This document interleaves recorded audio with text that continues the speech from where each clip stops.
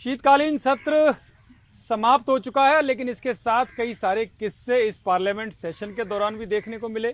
कई सारे ऐसे किस्से भी मिले जो हम आपको बता भी नहीं सकते, लेकिन कुछ किस्से ऐसे हैं जो बता सकते हैं। लेकिन इसके इतर भी, चाहे वो बिहार चुनाव की बात हो, बीजेपी अध्यक्ष की चुनाव, बड़ी जद्दोजहद के बाद बीजेपी अध्यक्ष का चुनाव भी संपन्न आखिरकार हो गया। हालांकि अभी कार्यकारी अध्यक्ष है, मकर संक्रांति के बाद ये भी पूरा एक चुनावी प्रक्रिया है इसकी, जो प्रॉपर ये कह सकते हैं पूर्णकालिक तरीके से जो अध्यक्ष चुना जाएगा उसकी प्रॉपर तरीके से यानी कि चुनावी प्रक्रिया शुरू की जाएगी। लेकिन फिलहाल कार्यकारी अध्यक्ष बीजेपी को नया मिल गया है और इसके पीछे की कहानी क्या है और भी इससे मिलते जुलते किस्से क्या हैं, वो आज हम पंचायत विद रिपोर्टर्स में अपनी पंचायत में आपको बताएंगे। नीरज हमारे साथ जुड़ गए हैं, रवि हमारे साथ हैं, पल्लवी घोष जी हमारे साथ हैं और मैं स्वयं भी आपको ऐसे कई किस्से बताऊंगा जो आप सुनेंगे तो हैरान रह जाएंगे। नीरज, सबसे पहले शीतकालीन सत्र में कुछ ऐसा हुआ जो आपको याद आ रहा हो? यतीन्द्र, शीतकालीन सत्र में तो बहुत कुछ ऐसा हुआ जो आप सबको याद आ रहा होगा, लेकिन एक चर्चा अभी कांग्रेस के अंदर बहुत है, बहुत ज्यादा, मतलब बहुत ज्यादा अंदरूनी। कर्नाटक का क्या होगा? क्योंकि एक बैठक हुई थी अभी हाल में जिसमें 4 लोग थे, सोनिया गांधी, कांग्रेस अध्यक्ष मल्लिकार्जुन खड़गे, राहुल गांधी और केसी वेणुगोपाल। एक बैठक होनी है, शीतकालीन सत्र खत्म हो गया। कांग्रेस के अंदर ये चर्चा है कि कर्नाटक का क्या होगा। और कांग्रेस के अंदर जब बात होती है कर्नाटक की तो आमतौर पे बीजेपी की तरफ भी उनका इशारा होता है कि बीजेपी भी इसके पीछे हो सकती है। तो ये चर्चा है कि वो बैठक कब होगी, बीजेपी करा रही है। बिल्कुल, ये चर्चा बहुत है कि कब होगी और क्या होगा, क्योंकि उस लेवल पे मीटिंग होती है और उसके बाद एक मीटिंग होने वाली है। वो मीटिंग साल के पहले हो जाती है क्योंकि साल खत्म होने में अब महज कुछ दिन का वक्त बाकी है और उसके बाद नए साल में कोई फैसला होगा, ये देखना महत्वपूर्ण है। तो ये चर्चा जोरों पे है। शीतकालीन सत्र की आपने बात, उसमें अंदर क्या हुआ कर्नाटक वाली बैठक में? यही मतलब चेंज होगा या नहीं होगा कि ऐसी फिर से वो कहते ना झुंझुना पकड़ा दिया है? नहीं, कुछ तो बात है डीके को। अगर बैठक उस लेवल पे हुई और इसके बाद भी पिछली बैठक में कोई समझौता नहीं हुआ, कोई निर्णय नहीं हुआ है और कोई एक बैठक होने वाली है, तो मामला कहीं ना कहीं तो कुछ है। डीके को झुंझुना ही पकड़ाते नजर आ रहे हैं। चर्चा तो यही चल रही है, बीजेपी वाले कह रहे हैं कुछ ना होगा और डीके कुछ नहीं कर पाएंगे। सच्चाई है, अंदर की बात ये सुन लीजिए आप। रवि, आपके पास उसमें नीरज की बात को आगे बढ़ाता हूँ। उसमें सबसे मजेदार चीज ये है, जब लीडर्स आए तो उनको बताया गया कि सत्र खत्म होगा, उसके बाद कुछ बैठक करेंगे, तय होगा कौन सा सत्र। क्योंकि दोनों जगह कर्नाटक में भी जो विधानसभा सत्र है वो 19 को खत्म होना है, दिल्ली में अगर बात की लोकसभा सत्र है वो भी 19 को खत्म होना है। तो इंतजार किया जा रहा है कि 19 के बाद ही करेंगे बैठक। कब करेंगे अलग चीज़ है। 27 को शायद एक वर्किंग कमेटी की मीटिंग होने वाली है, तो उससे पहले उम्मीद की जा रही है कि उससे पहले बैठक करें। निर्णय की बात की इतना आसान तो नहीं होगा, या तो हटाना या बनाना, आसान नहीं है जो भी है। और वही तो डिसीजन इतना मुश्किल होता है। वही तो किस्सा जानना है कि आखिर चल क्या रहा है मन में। भूपेश बघेल किसको रखें किसको हटाएं सबसे ज्यादा। लेकिन आज मुझे पता है कि आज ना आप लोगों ने मतलब हम लोगों ने देखा उस दिन की बड़ा हंगामा हुआ था। वो नया जो बिल राम जी बिल हुआ था, तो सबसे आगे ना उस मार्च में जयराम रमेश थे। तो वो चलते चलते आते हैं मकर द्वार पर, वहां पे बीजेपी के कुछ नेता उतरते हैं, बोले कि जयराम जी हम तो समझ गए बाकी लोग क्यों विरोध कर रहे हैं, पूरा बिल तो आप ही के नाम पे है। जयराम से मिलता जुलता बिल है। आप क्या देखो, हम आपको कितना पसंद करते हैं, पार्टी में बहुत लोग आपको पसंद करे या ना करे, हम लोग आपको बहुत पसंद करते हैं। आप जयराम तो है, जयराम वो हंसने लगा, फिर वो एम्बैरेस भी हुआ क्योंकि ठीक उनके पीछे खड़ी थी प्रियंका गांधी वाड्रा। देखने लायक शक्ल होगी, देखने लायक शक्ल। लेकिन इसमें एक और बड़ा मजेदार किस्सा जो मुझे पता चला, बीजेपी के एक सांसद हैं, उनके सपने में अटल जी आ गए। अच्छा। इसी सेशन में। और फिर उन्होंने जब सपने में वो आए तो सपने में उन्होंने उनको थोड़ा उलाहना दिया। अटल जी ने क्या उलाहना दिया ये भी मैं बता देता हूँ। बटेश्वर, अटल बिहारी वाजपेयी जी का पैतृक गांव है बटेश्वर, जो आगरा से आगे है और यमुना के किनारे पर है। वो यमुना वो क्या कहते हैं, चंबल नदी, वो पूरा एक आगे जाएंगे तो पूरा एक चंबल का इलाका पड़ेगा। बटेश्वर बहुत सुंदर जगह है। और सांसद फतेहपुर सीकरी राजकुमार चाहर, नाम भी मैं बता देता हूँ, उनके सपने में अटल जी आए और उन्होंने अटल जी के समय में एक हॉल्ट बनाया गया था वहाँ रेलवे स्टेशन का कि वहाँ कुछ ट्रेनें रुकेंगी। तो अटल जी ने उनको उलाहना दिया कि क्या है ये, सरकार भी अपनी है और सहयोगी मेरे रेल मंत्री बने हुए हैं, लेकिन उसके बावजूद भी ये स्टेशन नहीं बना। भागे भागे वो सीधे पार्लियामेंट पहुंचे, रेल मंत्री के कक्ष में जो पार्लियामेंट वाला है अश्विनी वैष्णव जी के यहाँ। उन्होंने कहा जी अटल जी नाराज हो रहे हैं। वो भी चौंक गए, ये क्या मामला है। उन्होंने उनको पूरा किस्सा बताया कि मेरे सपने में आए और कह रहे हैं कि अरे अश्विनी तो मेरा सहयोगी रहा है और फिर भी तुम नहीं बनवा पा रहे हो, तो क्या कर रहे हो। और मजेदार बात है कि अश्विनी जी ने बड़ा सीरियसली लिया कि सच में ऐसा हुआ है। वो भी बड़े इमोशनल हो गए क्योंकि अटल जी के साथ बड़ा उन्होंने लंबा काम किया और उस चीज़ को उन्होंने सीरियसली लेकर एक हफ्ते के अंदर, मैं आपको बता दूं, हालांकि अभी घोषणा हुई नहीं हुई मुझे पता नहीं है, लेकिन एक हफ्ते के अंदर कागजी कार्रवाई पूरी कर दी और वो रेलवे स्टेशन बहुत जल्दी बनने वाला। और इसके अलावा 35 या 35 या 37 करोड़ रुपए वहाँ के लिए, जो क्योंकि भव्य बने, अटल जी का है तो भव्य बनना चाहिए, उनका पैतृक गाँव है, भव्य रेलवे स्टेशन वहाँ पर बनेगा। 37 करोड़ रुपये 35 करोड़ रुपये पास भी कर दिए। ये बड़ा मजेदार किस्सा है वहाँ का कि अटल जी सपने में आकर क्या क्या करवा देते हैं। देखिए आप, और सबसे इसी से बात करते हैं हम रोड की, तो लोकसभा में लोगों ने सुना होगा कि प्रियंका गांधी वाड्रा गडकरी से टाइम मांगती है पब्लिकली कि मुझसे मिल तो लीजिए, मैं अपॉइंटमेंट मांग रहा हूँ। तो वो गई मिलने। कौन, किसने मांगा? प्रियंका गांधी वाड्रा ने। अच्छा। क्योंकि वो हाईवे की बात करी थी, उनको कोई हाईवे चाहिए था वायनाड से लिंक करने के लिए। तो उन्होंने कहा कि आपसे बहुत दिन से मैं मिलना चाहती हूँ, आप मुझे मिलते नहीं हो। तो उसने हाउस में ही कहा। तो गडकरी ने उनको बोला कि आप आइए मेरे कमरे में। तो वो क्वेश्चन आके बाद गई। फिर उन्होंने कहा कि मुझे ये चाहिए। तो नितिन गडकरी ने कहा देखो ये मेरे पास नहीं है, ये मैं आपको नहीं दे सकता, लेकिन जो मैंने केरला को दिया था, तो अगर आप चाहो तो मैं उसको कैंसिल कर देता हूँ, क्योंकि आप लोगों को तो चुनाव लड़ना है, और फिर मैं आपको खुश कर देता हूँ। तो वो हंसने लगी, बोली नहीं फिर मैं कभी आऊंगी, जब हमारी सरकार आएगी ना सेंटर में, तो मैं दोनों हाईवे बना के छोड़ूंगी। मतलब इस बार में ये नहीं बना। लेकिन इसमें एक चर्चा ये भी है, आप मुझे सच्चाई बताइए, प्रियंका तो अपने काम के लिए चली जाती हैं, उन्हें कोई हेजिटेशन नहीं होती है, लेकिन राहुल गांधी को कभी किसी सेंट्रल मिनिस्टर के जाते हुए देखा है? बहुत कम, मैंने तो बहुत कम देखा है। मैंने तो शायद नहीं देखा, हो हो सकता है जाते हो, लेकिन मैं अपनी जानकारी बता रहा हूँ। बहुत कम जाते हैं। आप, हम लोग सबने प्रियंका को बहुत सीरियसली जाते हुए देखा है। गृह मंत्री के पास जाती है, जो भी उनको काम करवाना हो, जैसे किसी एक सांसद को करना चाहिए ना, प्रियंका गांधी वाड्रा जाती है। इसमें कोई ईगो नहीं है, उसको पता है कि देखो मुझे अपना काम निकलवाना है, और ये फोटो ऑप भी होते हैं, देखो मैं अपने काम के लिए कहीं भी जाने के लिए तैयार हूँ। राहुल गांधी मेरे हिसाब से वो थिंकिंग उसमें नहीं है। अगर वो किसी को पसंद नहीं करते तो नहीं करते, चाहे कुछ भी हो जाए। बिल्कुल, लाइक डिसलाइक बहुत ज़्यादा है। लाइक डिसलाइक की वजह से ही वो चलता भी है, देख ही रहे हैं। ऐसा नहीं है कि कोई कितना पोटेंशियल उसका आधार पर नहीं हो रहे हैं, लाइक डिसलाइक चल रही है। अगर अभी कांग्रेस के अंदर की बात करें तो हालांकि बताया जा रहा फेरबदल भी होने वाला, लेकिन उसमें भी लाइक डिसलाइक, जो पसंद है उसको आगे बढ़ा रहे हैं, जो नापसंद है वो हाशिए पे है। मतलब काम की योग्यता की कोई वो नहीं लाइक डिसलाइक हर पार्टी में होता है, लेकिन इस पार्टी में कुछ ज़्यादा ही, कांग्रेस की बात को कुछ ज़्यादा ही है। तो सर विदेशी टूर उनका हुआ इस सेशन में, सेशन खत्म होने से पहले ही चले गए, क्या चर्चा थी पार्टी में? देखिए पार्टी में ये चर्चा है, लेकिन राहुल गांधी अक्सर जाते रहते हैं तो अब वो बहुत ज़्यादा चर्चा नहीं होती। राहुल गांधी जब जाते हैं तो बहुत ज़्यादा विपक्ष सवाल उठाता है, बीजेपी सवाल उठाती है, लेकिन सत्र की बात आपने की थी यतीन शुरू में, एक चर्चा बहुत है कांग्रेस के अंदर इस बार प्रियंका गांधी के भाषण की, जो उन्होंने सदन में दिया था, खासकर नेहरू जी वाली बात उन्होंने जो कही थी, उसकी चर्चा बहुत है। और दूसरी एक चर्चा जो आम लोगों में मैं देखता हूँ या अलग अलग जगहों पे बैठता हूँ, हालांकि चुनाव सुधार पे चर्चा हुआ, लेकिन एसआईआर की बात भी उसमें लोगों की हुई, लेकिन एसआईआर को लेकर जो अग्रेशन था विपक्ष का, चर्चा तो हो गई, जैसे वंदे मातरम पे चर्चा हुई, लेकिन जो अग्रेशन दिखा था पिछली बार वो इस बार देखने को विपक्ष में नहीं मिला। और एसआईआर स्मूथ तरीके से चल रहा है। और एक बहुत ताज्जुब वाली बात है, मतलब मैं कहूँगा बहुत ज़्यादा ताज्जुब वाली, उत्तर कोलकाता और दक्षिण कोलकाता 25% वोट हटना बहुत बड़ा एक नंबर है, बहुत बड़ा। 25% आपके 100 में से 25। वो तो इतना तो वैसे भी नॉर्मल आ ही जाता है, क्योंकि इतनी डेथ हो गई होते हैं, इतना पलायन कर चुके होते हैं। आप अगर बिहार को उठा लें, बिहार को उठा लें, देखो माना जा रहा था, मैं बता रहा हूँ नीरज, जो चर्चा चल रही थी ना, कि मान के चल रहे थे कि सीमांचल से बहुत बड़ी संख्या में कटेगा, लेकिन कटा कहाँ से? पटना से। इसीलिए आपको इसी वजह से बता रहा हूँ पलायन कहाँ से हो रहा है। जो फर्जी वोट है वो बहुत ही कम कटा।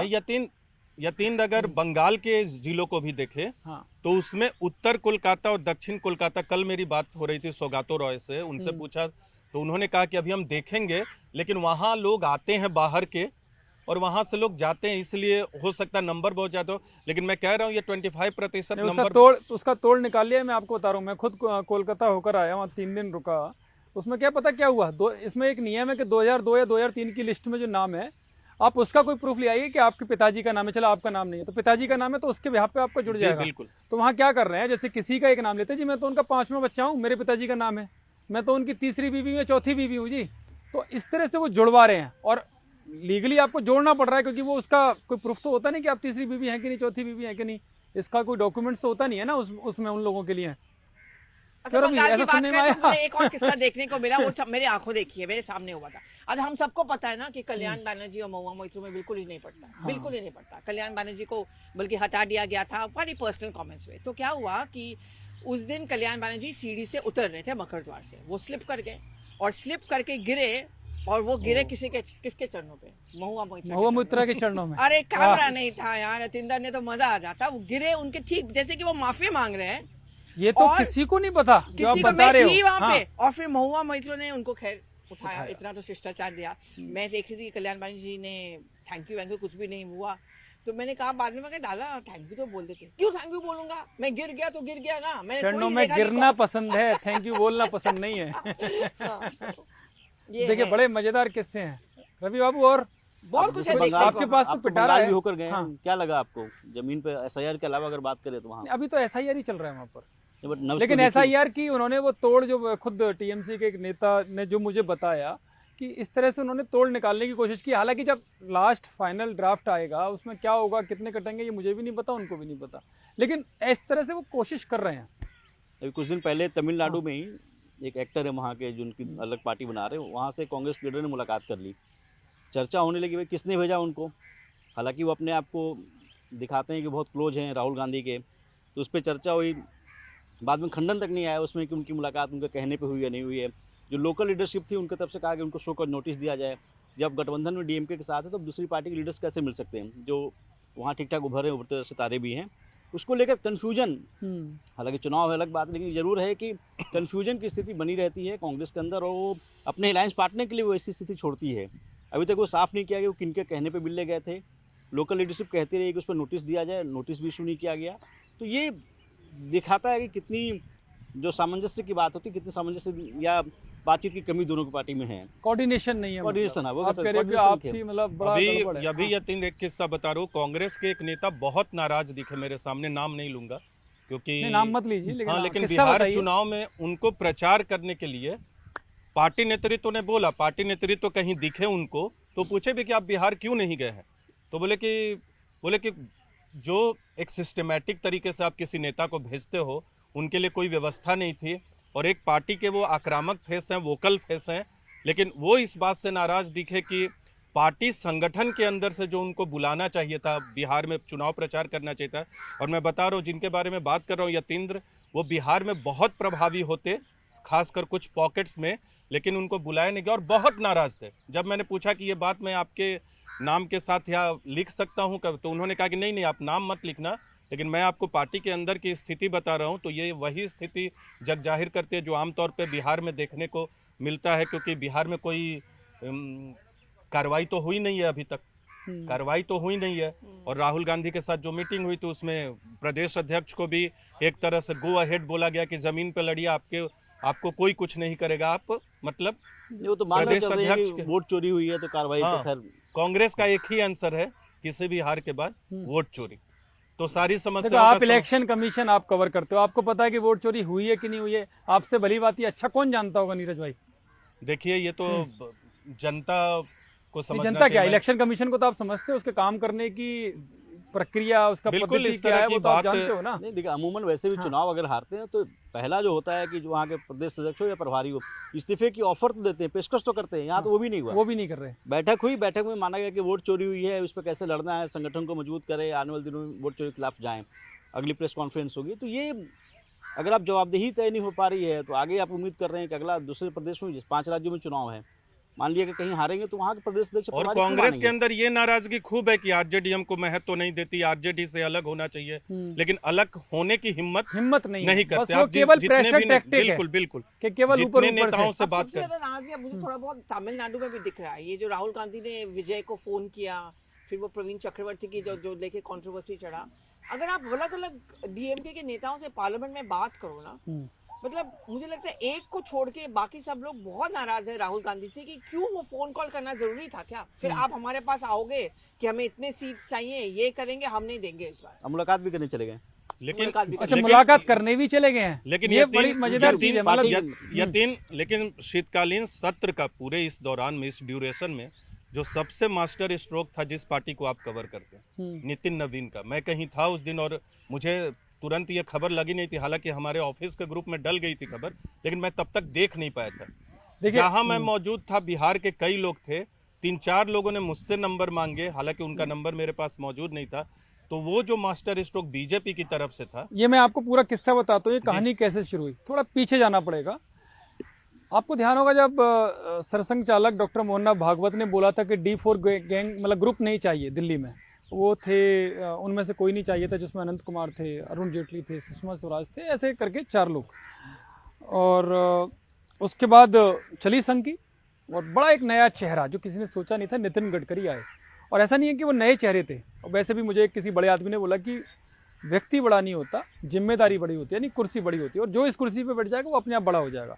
लेकिन गडकरी साहब ने काम करके दिखाया, सारे गुटों को एक साथ लेके वो चले। हालांकि फिर उसके बाद किस तरह से गड़बड़ उनके साथ की गई वो सभी को पता है, तो वो प्रयोग वहाँ पर फेल हुआ। हालांकि संघ पहले से चाहता था कि जो 3rd जनरेशन है उसको लाया जाए, वो प्रयोग फेल हुआ। लेकिन फिर उसके बाद अमित भाई भी बहुत कम उम्र में बने, 48 और 49 साल के थे, उन्होंने करके दिखाया इस उम्र में भी। नहीं, मैं आपको पूरी कहानी बता रहा हूँ, मैं आप फिर बोलना। और उसके बाद अब नितिन नवीन को उसी प्रयोग के तहत RSS और प्रधानमंत्री नरेंद्र मोदी और अमित भाई ने उसी प्रोसेस के तहत लाया गया है। और अगर नितिन नवीन की बात करेंगे, अगर उन्हें कोई जानेगा तो बहुत सहज सरल, और किसी ने सोचा नहीं होगा कि ये, अब मन में तो बहुत सारे होंगे कि एकदम जो कभी राष्ट्रीय टीम में नहीं रहा, जो कभी प्रदेश अध्यक्ष नहीं रहा, तो आखिरकार उसे ऐसा क्यों। तो उसकी 2 चीज़ें मैं आपको छोटी छोटी घटना बताता हूँ।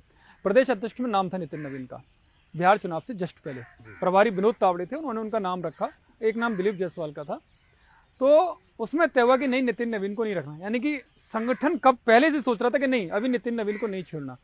जब चुनाव समिति की बैठक हुई दिल्ली में, चुनाव समिति की बैठक में गिरिराज जी थे, गिरिराज जी का नाम उसी दिन होता, क्या कुछ दिन पहले अगर फेरबदल करना, उसी दिन ऊपर से मैसेज आता है कि नहीं, थोड़ा चेंज करो, नितिन नवीन को नए चेहरे के तौर पर उस कोर ग्रुप में शामिल किया कि बिहार कोर ग्रुप में वो चुनाव समिति में शामिल हुए, जहाँ प्रधानमंत्री बैठक लेते हैं जिसकी, यानी कि 1-2 नाम उसमें से हटाएगा और नितिन नवीन को उसमें डाला गया। ये चुनाव, बिहार चुनाव से पहले कोशिश थी कि बिहार चुनाव से पहले हो जाए, लेकिन बीजेपी को डर था, जो सोर्स बताते हैं कि कहीं अगर चुनाव इधर से उधर हो गया तो मैसेज गलत जाएगा कि देखो यहाँ से अध्यक्ष भी बना दिया और फिर भी नहीं जीत पाई, अच्छे परिणाम नहीं आए।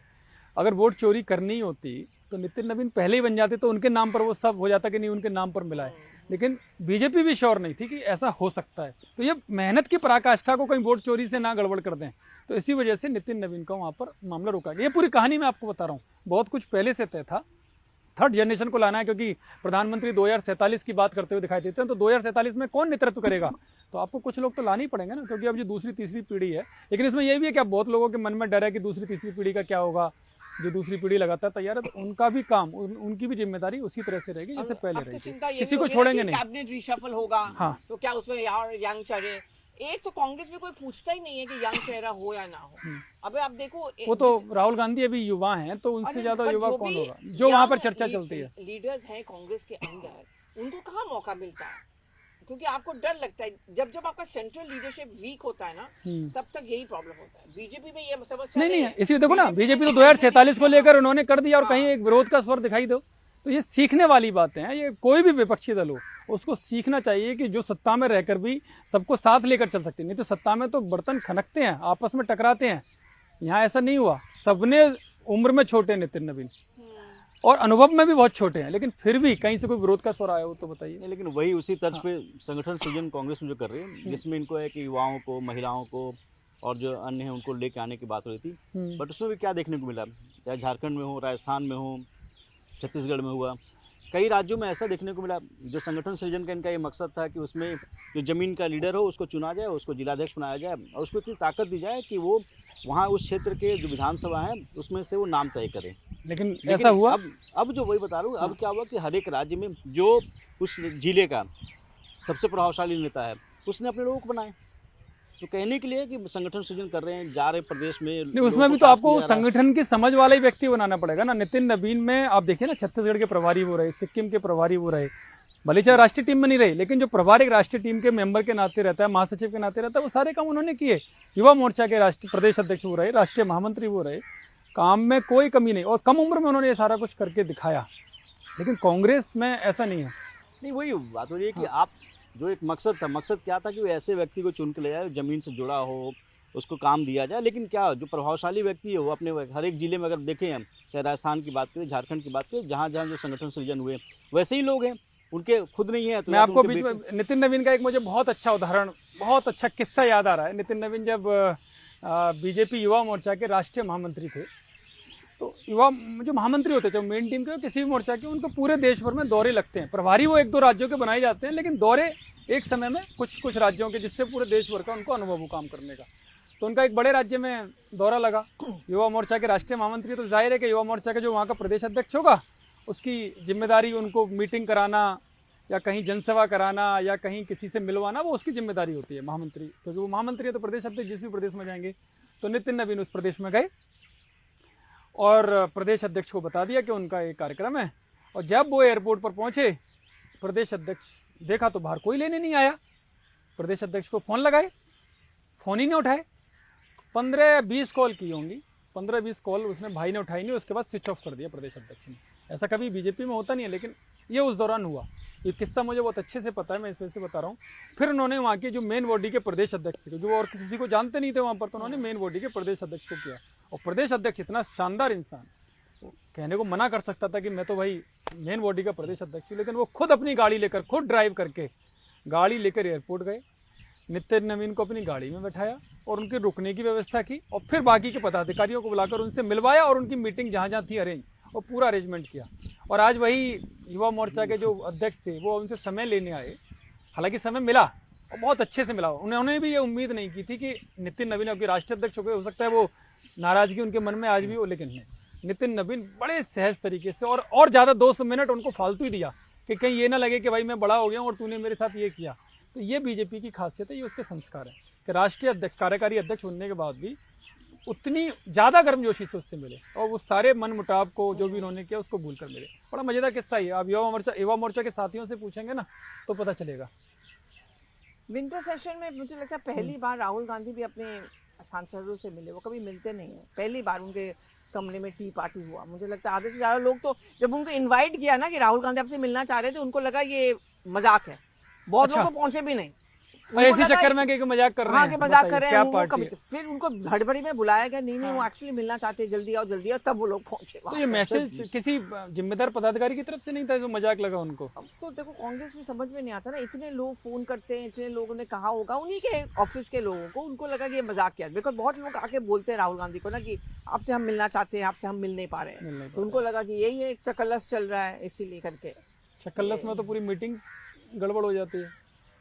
सब वेट कर रहे हैं क्योंकि ऐसी खबर है कि आने वाले दिनों में संगठन में फेरबदल होंगे, विस्तार होंगे। कितने इस बार ये चर्चा हमेशा होती है कांग्रेस अक्सर। हर बार हमें कहा जाता है कि इस बार कांग्रेस एकदम बदल जाएगा, लेकिन मतलब अर्श से फर्श तक मतलब पूरा चेहरा बदल दिया जाएगा। कई लोगों को उम्मीद है कि केरल में जीते तो कुछ और बड़ा फेरबदल हो। मैं अगर कहूं कि हम लोग इतने साल से कांग्रेस कवर कर रहे हैं, ये एकदम वीक लीडरशिप का साइन है। मतलब आप वही लोगों को चूज करोगे, एक्सपेरिमेंट नहीं कर पाओगे, ऐसे ऐसे लोगों को उठा के ले आओगे। अब जैसे मैं बंगाल की बात करूं, कहीं पे भी अधीर रंजन चौधरी का नाम नहीं है। अब आप कंफ्यूजन, जबकि वो जमीन से जुड़ा नेता हटाया क्योंकि आपको ममता बनर्जी को नाराज नहीं करना था। फिर आपने डिसाइड किया कि अब हम ममता को भी लेंगे साथ, मतलब उसके खिलाफ भी लड़ेंगे। फिर आपको अधीर को कहीं पे भी आपने पोजीशन नहीं दिया। वो इकलौते ऐसे आदमी थे जो ममता को अकेले लेते थे। से बात हुई आपकी इन दोनों कभी ऑफ द रिकॉर्ड? आप में से किसी की हुई हो? मैंने बात की थी ना, उन्होंने कहा मैंने छोड़ दिया, हथियार ही डाल दिया उन्होंने। बोले कि दीदी my party does not want me, मेरी पार्टी मुझे चाहती नहीं, तो मैं क्या करूं, बट मैं लड़ूंगा, मैं दीदी के खिलाफ लड़ूंगा।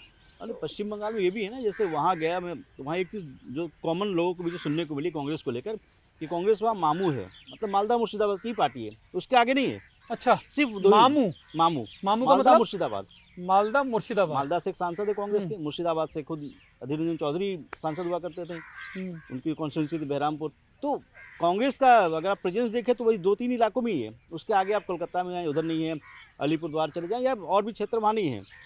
अपने आप को संगठन विस्तार के लिए मजबूरी रही है, जैसा पल्लवी जी भी बता रही है, क्योंकि क्लैरिटी नहीं है ना कि आपको जाना है या नहीं जाना है।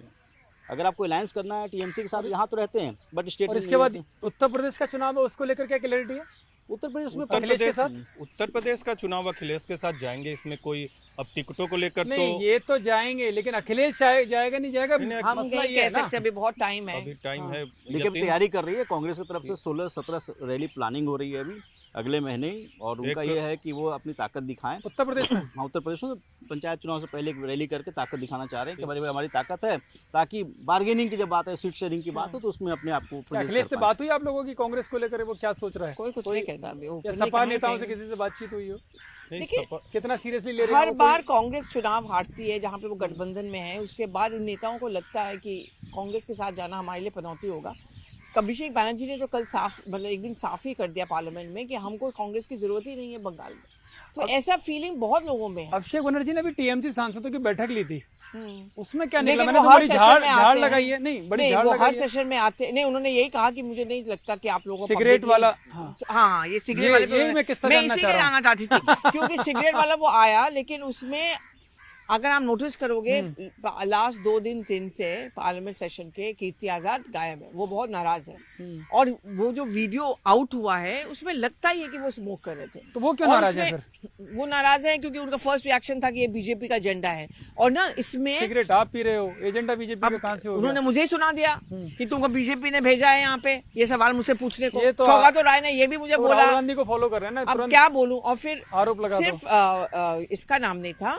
जब वो वीडियो की बात कर रहे थे अनुराग ठाकुर, उन्होंने एक्चुअली 2-3 उन्होंने कहा कि उन्होंने 3 टीएमसी सांसद को देखा, हाँ। 2 बाहर थे, एक तो ये अंदर थे, लेकिन उनमें से एक जो टीएमसी सांसद बिना मतलब के वो आके सफाई देने लगी, मैं नहीं थी, मैं नहीं पीती हूँ, मैं सिगरेट नहीं पीती हूँ। तो फिर अनुराग ठाकुर ने बोला कि आपका तो नाम तो मैंने लिया ही नहीं ना, मैंने सोचा कि यही आपने अनुराग- पिया। हाँ, अनुराग ठाकुर ने बोला तो था। मुझे लगता है ये सेशन इसके नहीं, तो लिए भी इसमें याद- अभिषेक बनर्जी ने क्या बोला? वो अभिषेक बताइए। बैनर्जी ने कहा कि ये सब पब्लिक डेकोरम मेंटेन करना चाहिए, और बाहर आकर उन्होंने बाइट जरूर ये दिया है कि अगर ऐसा किया है तो मैं शो कॉज नोटिस दूंगा, लेकिन अंदर उन्होंने ये कहा है कि आप लोगों को ना ऐसा कुछ भी नहीं करना चाहिए जिसके चलते बीजेपी को ये लगे कि उनको एक मुद्दा मिलेगा और आप लोग सब दीदी के सिपाही हो, दीदी का इमेज तुम लोग बैठ के यहाँ पे खराब मत करो। मतलब मान रहे हैं कि दीदी की इमेज वो खराब कर रहे हैं। अच्छे से झाड़ लगाई है। हाँ, झाड़ तो ये है लगाई है उनको। अब उनको कहा है कि फोकस रखो, इधर उधर की बातें विनेश भाई, मत मुझे करो। एक बात बताओ, मैं अभी एक किस्सा सुन रहा था, इसमें सच्चा है कि नहीं सच्चा, आप रवि आप भी देख सुनना। राहुल गांधी जब विदेश दौरे पर जा रहे थे तो एक मीटिंग हुई थी उनके कुछ पदाधिकारियों के साथ, वरिष्ठ के साथ, तो उसमें उनको ये बोला गया था कि अभी समय ठीक नहीं है जाने का, आप बाद में चले जाना, उस टूर को पोस्टपोन करो। तो राहुल गांधी ने बोला कि क्या सब कुछ मैं ही करूँगा, आप लोग भी कुछ करोगे? तो वो ये मेरा पर्सनल है और मैं पर्सनल छुट्टी कैंसिल नहीं कर सकता। ऐसा किस्सा सुना आप लोगों ने? ये मुझे बहुत सीनियर कांग्रेस लीडर ने बताया, मुझे खुद। देखिए, किस्सा तो इस तरह के पार्टी में चलते रहते, लेकिन जहाँ तक बात है इस दौरे की, ये दौरा पार्टी से जुड़ा हुआ है नहीं, लेकिन पार्टी के लिए कह सकते हैं इसको। इस दौरे में उनकी जो जैसे वो विदेश नहीं, वो ठीक है, मैं तो इस किस्से पर क्या पार्टी के लोगों ने उन्हें समझाया कि सेशन के दौरान नहीं जाना अरे चाहिए। बाप आप रे, LOP हो, किसको हिम्मत है? जनता के मुद्दे उठाने चाहिए। किसको नहीं, उसमें हिम्मत बोला, है? यही बता रहा हूँ, इसमें बोला, ये किस्सा निकल कर आया बाहर। नहीं, वो तो आपको भी याद होगा, एक बार वर्किंग कमेटी में ही राहुल गांधी ने इस्तीफे की पेशकश की थी। हाँ। इसकी राहुल गांधी के अलावा किसी ने भी इस्तीफे की पेशकश तक नहीं की थी। 2019 का, शायद 19 के चुनाव के 19 बाद ही चुनाव के बाद की बात है वो। कोई इस्तीफे की पेशकश नहीं की थी। तो अगले बंदे ने उस टाइम भी ये कहा था कि मैं अकेला ही करूं, जहां मुझे जरूरत, मेरी जहां जरूरत हो, आवश्यकता मैं आऊंगा, लेकिन मतलब पार्टी आप लोग भी लोगों कुछ को करें, भी आगे सब आना कुछ चाहिए। इनको- हाँ। तो वो है, हालांकि जो नहीं, आप तो प्रोग्राम कैसे करेंगे जब तक आप नई पीढ़ी को लेकर नहीं आएंगे और वही आपका घेरा बना रहेगा बुढ़े कोशिश तो बुजुर्ग कर रहे हैं लोगों का। संगठन सृजन के नाम पे कि भाई नहीं, नई कोशिश नई कर रहे हैं, लोगों लेकिन को, अभी युवाओं को कमजोर लाएं। हैं, इसलिए वो दिखता भी नहीं है यतीन। कोशिश पार्टी के अंदर होती है, लेकिन आप एक के बाद एक चुनाव हारते हैं, और अल्टीमेटली हमेशा, जैसे बीजेपी का भी आपको याद हो, तो उनके पास संगठन जरूर था, लेकिन उन्होंने मुद्दा पकड़ा एक राम मंदिर का। पहले की बात कर रहा हूँ। तो आपको मुद्दा और स्ट्रैटेजी दोनों, संगठन तो अपनी जगह, संगठन आपका एग्जिस्ट करता है, वो अगर मजबूत है तो एग्जिस्ट कर रहा है। एंड चुनाव के वक्त में आपको मुद्दों के साथ और अपनी स्ट्रैटेजी के साथ चुनाव में खड़ा करना है। उसमें कांग्रेस और या राहुल गांधी कहें अभी तक असफल हैं ज़्यादातर राज्यों में। लेकिन कौतूहल का विषय ये है अभी कांग्रेस के अंदर एक और, प्रियंका गांधी और प्रशांत किशोर की जो मुलाकात की खबरें आई, हाँ, उसमें क्या वो है? बहुत कौतूहल का विषय है, क्योंकि क्या खबरें आई वो? प्रशांत किशोर प्रियंका गांधी को बहुत ही राजनीतिक तौर पे पसंद करते हैं। कांग्रेस के अंदर भी प्रशांत किशोर पसंद करते हैं हाँ, उनके काम क्योंकि करने के राजनीतिक तरीके। तौर पे उनको, और आपको याद होगा जब उनके कांग्रेस से जुड़ाव की बात हो रही थी, जिसे उन्होंने एक्सेप्ट नहीं किया था, और 10 जनपद पे बैठक हुई थी, उसमें वो चाहते थे कि प्रियंका गांधी को ही आगे रखा जाए।